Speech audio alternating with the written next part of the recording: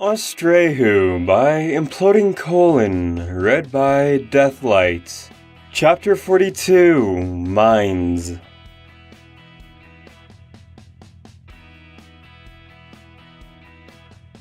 The first thing that Rainbow Dash observed was how low the ceilings of the tunnels were. On several occasions, she had to crouch low in her walk, even going so far as to fold her wings in, or else she brushed the rocky walls into place with her feathers. With her body reduced to the size of an earth pony, she still found it a difficult process to navigate the shafts. Every quarter she trotted down was filled to the brim with sweaty, leather-clad workers, busily drilling or hammering away at the stony interior of the mountain. The tunnels were undeniably labyrinthine, but Rainbow Dash never got lost. The Winter Gators had established a legible series of detailed signs, and whenever she got a little confused as to the next pathway to choose, the pony was switched to volunteer information. Rainbow couldn't help but feel pleased with the degree to which the citizens of Windrow practiced good manners, considering all the hardships they faced on a regular basis. She was amazed that they maintained such positive spirits. Slatesteed, of course, was a different matter altogether, and he was presently the goal of her descent. "Who? Master Slatesteed?" Epona responded to Rainbow's last inquiry, and pointed down a steep, dimly lit corridor with his pickaxe. "You can find him that way, by the secondary orders. Thanks a bunch!" Rainbow Dash shouted above the roar of steam-powered machinery. She crouch-walked her way down the passage.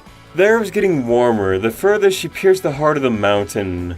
The way before was lit by a lantern, grew dim, and then was illuminated by another strong lantern before all the light could vanish.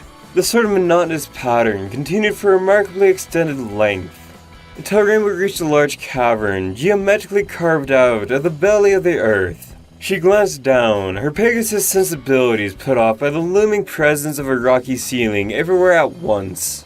She swallowed hard for courage and adjusted her pendant around her neck, just as she took another step forward. Suddenly, something dark darted across the ground before her. Gazing down, she blinked, then smiled. Would you look at that? It was a mole, a very large one at that. She had never seen a species quite like it. It waddled harmlessly across the dirt-speckled floor, sniffing around blindly for morsels of food. "Well, aren't you a curious little guy?" she murmured aloud. The mole stopped in place. It tilted its eyeless skull up, and wiggled several pale feelers at her. Just then, a bright metal pole skewered it bloodily down the center. It would jump back, flinching. At the far end of the pole was the goggled earth pony, lifting the twitching body of the mammal up for a closer look. Slatesteed lowered his eyepiece and gazed at the dying thing closely. He blinked and glanced over at Rainbow Dash. Sorry for scaring you, Equestrian." No problem." Rainbow Dash smiled nervously and gulped. "I'm perfectly fine." Slatesteed passed the skewered mole to another work pony, who dropped the corpse into a burlap bag along with several more like it. "There's more than minerals that we get from these tunnels. They're oftentimes a source of food as well. I'm sure you can understand." "Oh, sure. Alfredo. Sounds tasty." "You don't have to be pretentious on my behalf." "Good." Rainbow sighed heavily, "because I think it's frickin' icky. I don't know how you Westerners manage it." Slatesteed spoke while shuffling over towards a wooden table, full of mining plans and rough Septarian maps. "Here, in the land of Wintergate, ponies know to take advantage of everything nature gives to us.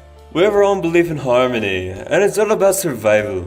Rainbow Dash found herself absent-mindedly stroking the golden body of her pendant. "I know a thing or two about surviving. I bet," he murmured without looking at her. His lips stretched out another map as he said, "And what about diplomacy?" Rainbow randomly belched. "Excuse me, what?" "Right then." Slatesteed cast her a sideways glance. "What are you doing here?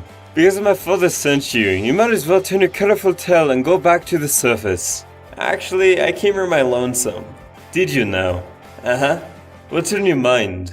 "Smoke's on my mind," Rainbow Dash said, walking by several piles of equipment while working ponies shuffled from station to station behind her. "Or more to the point, where the smoke comes from." We incorporate several steam-powered devices in our mining.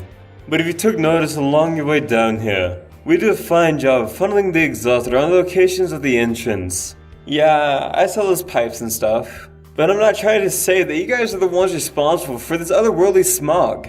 Rainbow stood beside him. You're down in these tunnels a lot. Could you have seen something, anything that might suggest where this crap comes from? I don't see what it matters. We found no evidence of where the creatures placed their nests. If we did, I assure you, would have dealt with them swiftly a long time ago. Rainbow glanced over to where the full bag of dead moles was lying. Yeah, I kinda guessed that was the case. Still though. Rainbow looked at him. With all the time on your hooves, drilling into these rocks like crazy dentists, have you ever taken the time and opportunity to explore the rest of the underground and see if maybe the creatures are hiding away in this place? I could have read the book on how many times I tried exploring the inside of this mountain. Yeesh. Well, as much as I hate reading, think you can run some of that by me? I can do you something better. Sliderseed said as he swept up a saddlebag of equipment, lifted it over himself, and motioned towards a dark corridor on the far end of the cavern. Here, walk with me. What for? Did you want to see, or didn't you? See what? That's what you should walk with me for. Rainbow Dash sighed. Fine, whatever. Just promise me you take it easy on the moles for a while. First things first, he said. She blinked. She winced as a yellow hard hat was slapped over her head. Her eyes thinned boredly. Sure, okay.